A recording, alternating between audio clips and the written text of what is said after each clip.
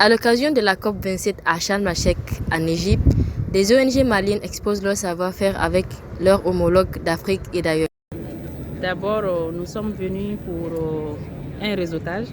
Vu que nous sommes une organisation de la société civile, ça nous intéresse vraiment de voir d'autres partenaires qui font la même chose dans d'autres pays et aussi partager nos expériences avec nos confrères et sœurs sur les bonnes pratiques que nous avons concernant le changement climatique, la protection de l'environnement et surtout l'autonomisation de la femme. Ok, contribution, je pense que c'est assez large, mais nous avons quand même eu des leçons apprises ici. Je pense que dans les COP à venir, si nous devons participer, nous avons beaucoup de choses à présenter, à partager avec nos sœurs africains, mais aussi avec tout acteur intervenant dans le climat, parce que le climat n'a pas de frontières. Et en matière de changement climatique, de protection de l'environnement, nous, on a quand même des paquets développés que nous voulons partager avec les autres pays. Aussi, concernant la promotion du genre, nous avons toute une approche décrite qui permet non seulement l'épanouissement de la femme en termes économiques, mais l'adaptation de la femme par rapport aux effets du changement climatique, à la protection de l'environnement. Tout ceci vise vraiment à renforcer les COP, à permettre aux autorités de prendre des décisions allant vers les femmes, plus d'implication, plus de participation, plus de considération de la femme dans les actions de changement climatique.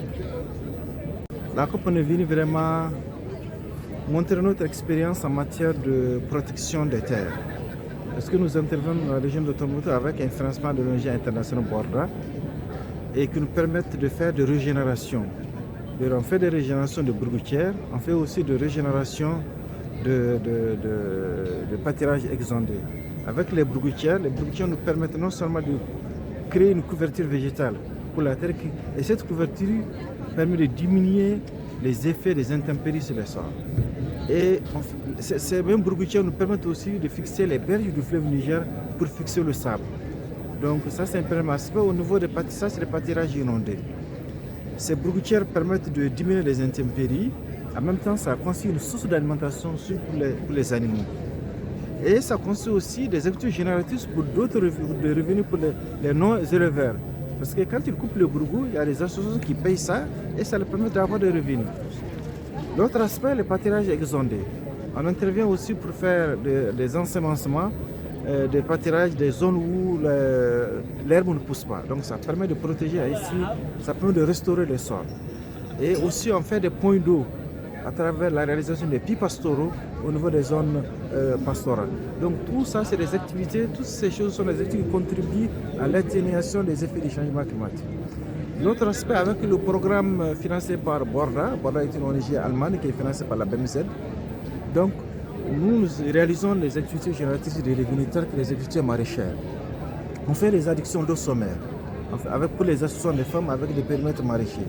Donc c'est des activités qui permettent de vraiment protéger vraiment l'environnement. L'autre aspect, on est en train de faire aussi d'autres sensibilisations, la formation sur la protection de l'environnement, des activités aussi dans le cadre de l'utilisation aussi des foyers améliorés aussi.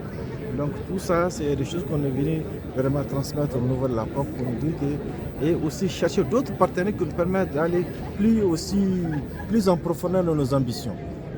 Nous sommes à la COP ici, c'est notre première fois et je trouve que c'est très intéressant. Nous sommes là surtout pour vraiment nouer le réseau avec d'autres partenaires et surtout partager nos expériences avec les autres qui sont ici. Et heureusement, nous avons pu faire en tout cas un peu de partage avec ce qui était vraiment de la francophonie au niveau de l'Afrique de l'Ouest. Ok, à la COP, ce que nous pouvons apporter, c'est vraiment partager nos expériences, surtout au niveau de Bandiagara, au niveau du Sahel.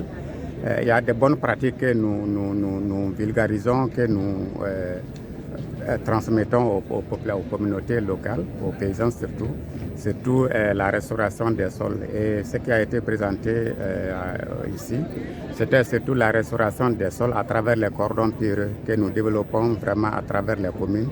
Et nous avons pu former beaucoup de paysans dans ce domaine-là qui continuent à vulgariser, à partager, à dupliquer ces pratiques-là.